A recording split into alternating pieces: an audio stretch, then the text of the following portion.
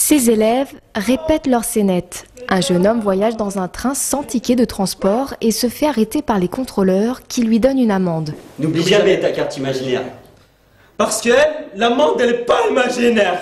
Ultime répétition avant la représentation pour peaufiner le ton, sous l'œil de leurs camarades et de l'un des 3 metteurs en scène qui les ont encadrés.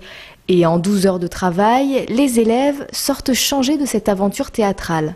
Les avancées, c'est de pouvoir s'ouvrir, de pouvoir finalement se rendre compte qu'on peut être face à des gens et pas être inintéressant. On peut être drôle, on peut être émouvant, donc on peut être intéressant, voilà, être regardé et puis que les gens ne s'ennuient pas. Ils sont 7 dans la classe, répartis en 2 groupes à participer à l'événement francilien. Ces apprentis ont écrit leur sketch sur le thème de la violence avec l'aide des professionnels de la scène. Des premiers pas au théâtre qu'ils voient comme un plus pour leur formation.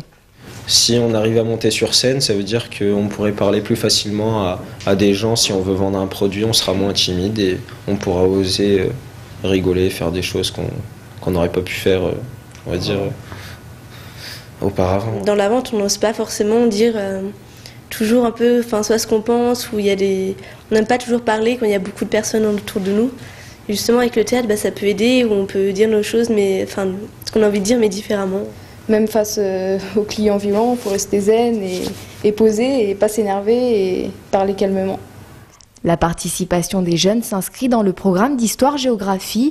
Pour leurs professeurs, les élèves doivent rester des acteurs en milieu professionnel pour faire face à des clients pas toujours agréables.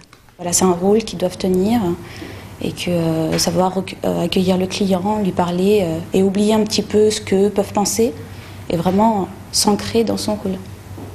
Les futurs vendeurs vont devoir convaincre le jury composé entre autres de chefs d'entreprise, d'élus de la région Île-de-France et de célébrités s'ils veulent remonter sur scène pour la grande finale.